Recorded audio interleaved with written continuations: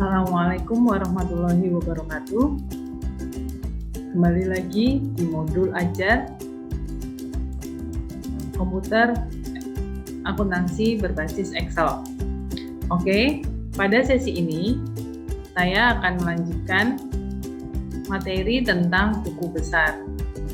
Akan tetapi pada sesi ini akan lebih khusus membahas tentang buku besar, yaitu buku besar pembantu.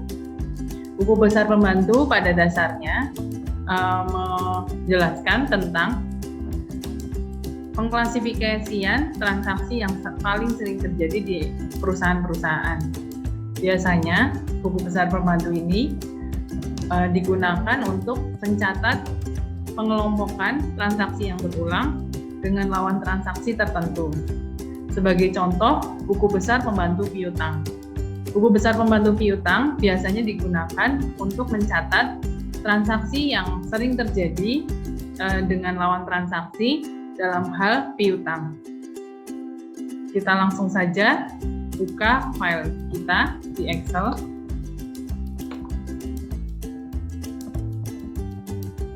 Ya, cara membuat buku besar pembantu adalah kita tambahkan sheet buku besar pembantu dengan identitas seperti biasa, ada nama perusahaan, ada nama dokumen yaitu buku besar pembantu, ada periode yaitu bulan September 2021, kemudian ada kode bantu, nama relasi, status, dan saldo awal.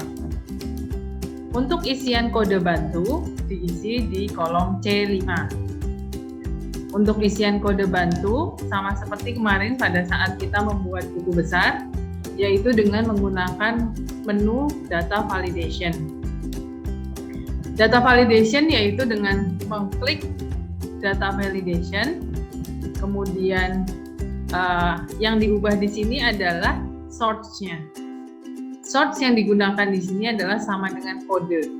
Kode ini mereferkan dari kode bantu di kolom ini. Range-nya dari A7 sampai dengan A16.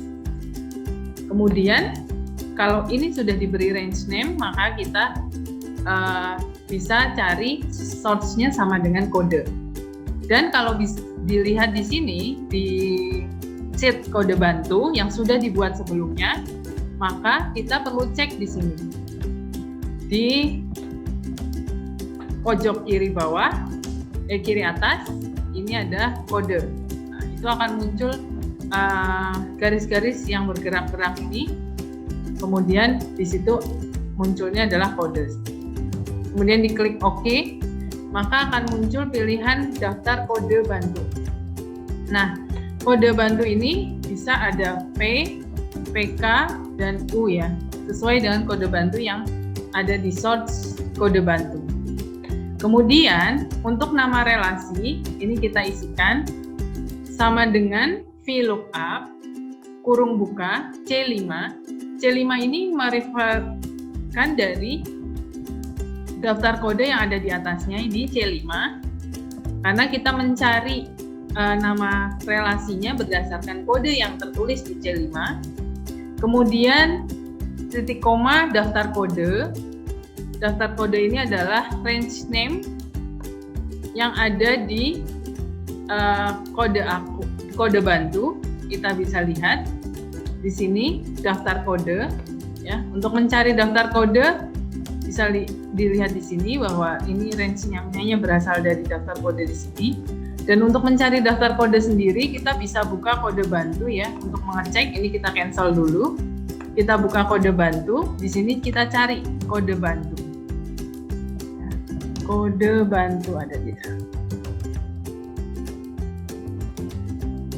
Oh, ada daftar kode. Sorry. Pakainya daftar kode. Nah, daftar kode di sini refernya dari A7 sampai dengan kolom D16. Sehingga di sini bisa digunakan untuk buku besar pembantu. Kita buka lagi daftar kode ya. Kemudian titik koma 2 ini adalah dari kode bantu, kita mencari nama.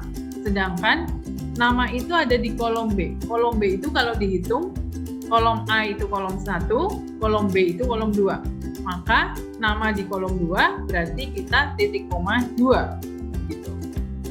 Kemudian setelah itu titik koma false, kurung tutup. Seperti itu. Kemudian di status kita isikan sama dengan VLOOKUP, kurung buka C5, seperti tadi. C5 itu adalah daftar kode yang kita carikan. Kemudian titik koma daftar kode, titik koma 3, titik koma false, kurung tutup. Seperti yang tadi saya sampaikan bahwa 3 ini mereferensikan dari nomor kolom, urutan kolom ketiga. Karena status ada di kolom ketiga dari range name yang sudah dibuat dari daftar kode, maka ini dilihat 1, 2, 3. Maka status itu ada di kolom ketiga. Di buku besar pembantu kita tulis daftar kode titik koma 3. Sama seperti rumus mencari isian status, untuk saldo awal juga seperti itu, kita isikan sama dengan VLOOKUP, kurung buka C5, titik koma daftar kode, titik koma 4, titik koma false, kurung tutup. Untuk 4 di sini mereferensikan dari kolom nomor 4 yang ada di range name daftar kode, seperti itu. Kemudian setelah itu kita buat tabel di bawahnya. Tabel di bawahnya ini adalah berkaitan dengan transaksi yang akan terjadi di buku besar pembantu. Kita isikan tabelnya, kolom pertama diisi dengan nomor, kolom kedua diisi dengan tanggal, kolom ketiga diisi dengan bukti, kolom keempat diisi dengan keterangan, kolom kelima diisi dengan debit, kolom keenam diisi dengan kredit, kolom ketujuh diisi dengan saldo. Setelah itu, untuk isian tanggal, ini kita menggunakan rumus if is error. Is error digunakan untuk mencari nilai apabila suatu fungsi itu yang dihasilkan itu adalah salah.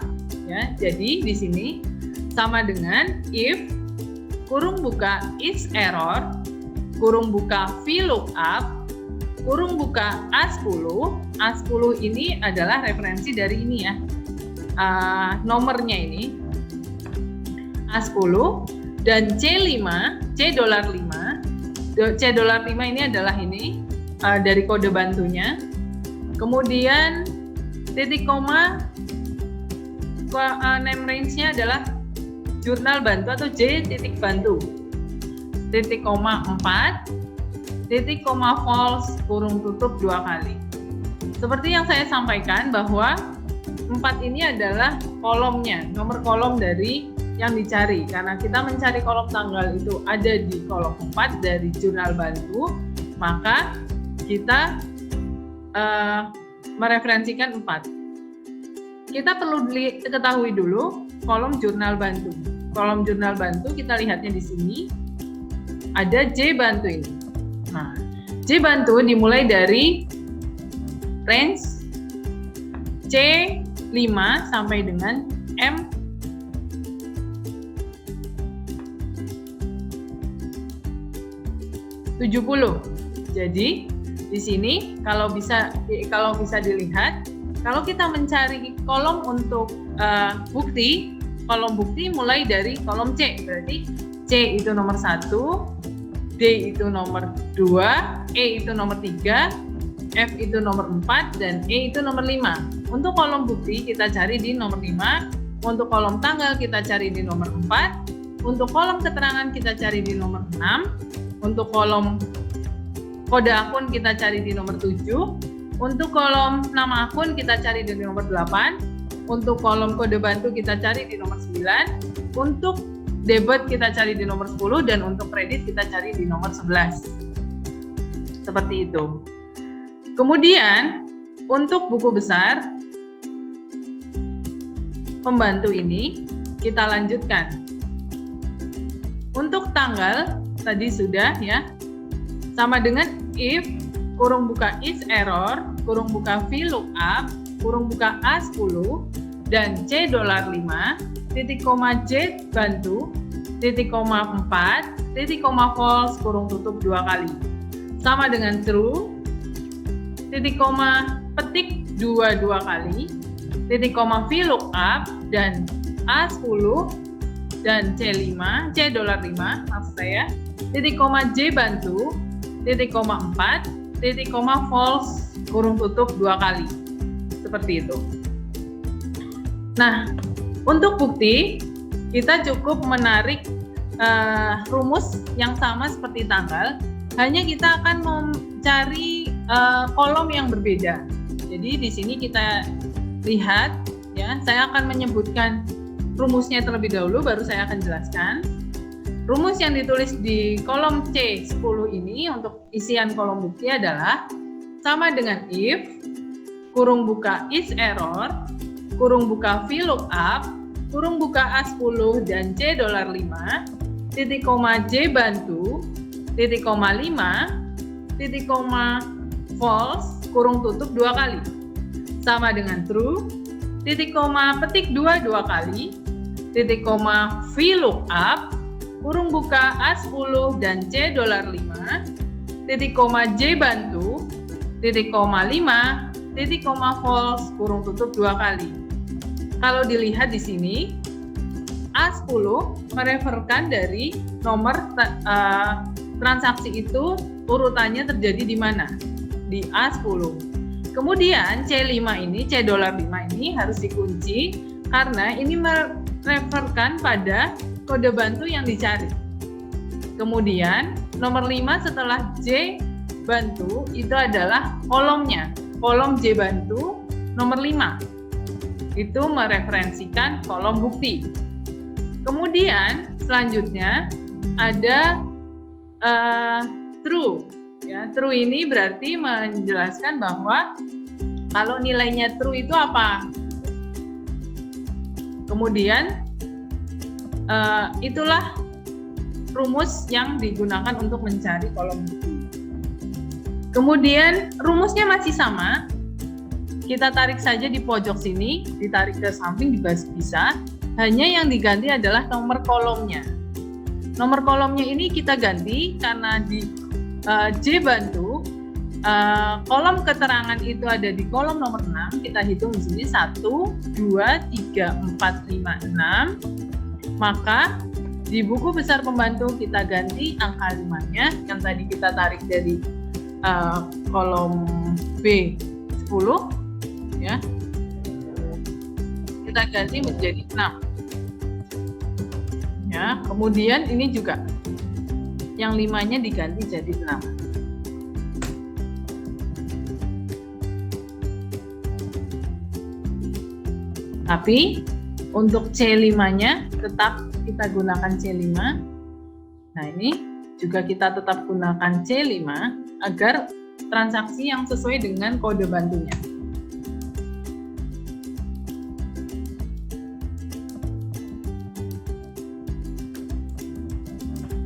Nah, ini adalah transaksinya ada di A10.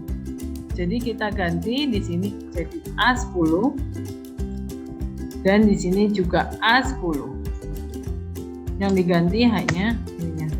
Nah, seperti itu. Ya. Sama halnya seperti keterangan, kita hanya mengganti angka 5 menjadi 6-nya. Di bagian debit kita ganti angka 6-nya menjadi angka 10. Kalau dibacakan sama dengan if, kurung buka is error, kurung buka VLOOKUP, kurung buka A10 dan C $5, titik koma J bantu, titik koma 10, titik koma false, kurung tutup 2 kali.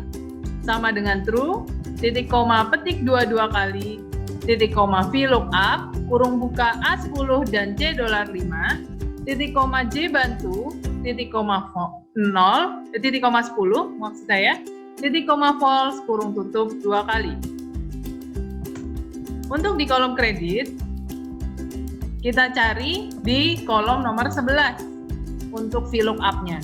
Jadi di sini rumusnya adalah sama dengan if, kurung buka is error, kurung buka VLOOKUP, kurung buka A10 dan C $5, titik koma J bantu, titik koma 11, titik koma false, kurung buka, kurung tutup 2 kali, sama dengan true, titik koma petik 2 kali, titik koma VLOOKUP, kurung buka A10 dan C $5, titik koma J bantu, titik koma 11, titik koma false, kurung tutup 2 kali. Kemudian untuk saldo, ini kita akan menjumlahkan antara saldo awal dan ditambah debit dikurangi kredit untuk transaksi yang berkaitan dengan piutang. Kemudian saldo awal ditambah kredit dikurangi debit yang berkaitan dengan utang. Maka rumus yang digunakan adalah sama dengan if kurung buka N AND kurung buka S10 sama dengan petik 2 kali, titik koma F10 sama dengan titik petik 2 kali, kurung tutup, titik koma 0, titik koma if, kurung buka $G $5 sama dengan piutang, petik 2 piutang, petik 2 lagi, titik koma $G $5, 6, maksud saya 6 ya, ditambah sum, kurung buka, $E $10, titik 2 E10, kurung tutup, sama dengan sum, kurung buka, $F $10, titik 2 F10, kurung tutup, titik koma, $G $6, kurangi, sum, kurung buka, E $10, titik 2 E10, kurung tutup, ditambah sum, kurung buka, $F $10, titik 2 F10, kurung tutup 3 kali. Ya, itu dia rumus yang digunakan untuk saldo. Penjelasannya untuk saldo ini, jika G5 itu merepresentasikan dari statusnya utang atau piutang. Bisa dilihat ini, jika G5 itu adalah piutang, maka rumusnya adalah debit, ya, G6 saldonya ditambah dengan rumusnya, ya, sum E10 ini, ya, E10 ini ditambah dengan dikurangi dengan kreditnya, sum F10 dikurangi, dan kalau itu salah, ya, kalau itu salah, ini nilai jika benar hasilnya seperti itu. Tapi kalau itu bukan utang, bukan piutang, maksudnya utang, nilainya akan menjadi G6 itu ini dikurangi dengan E10 11 ditambah dengan F10 11. Ini dikarenakan saldo normal piutang itu ada di sebelah debit karena dia termasuk golongan akun harta. Sehingga untuk mencari saldo akhirnya adalah saldo awal ditambah debit dikurangi kredit. Sedangkan untuk utang itu golongan akunnya nomor 2. Kemudian rumusnya saldo awal dikurangi kredit, dikurangi debit ditambah kredit. Ya, itu penjelasan untuk buku besar pembantu. Semoga bisa bermanfaat dan bisa menambah pengetahuan kita semua. Selebihnya mohon maaf apabila ada kesalahan. Saya tutup. Wabillahi taufiq wal hidayah. Wassalamualaikum warahmatullahi wabarakatuh.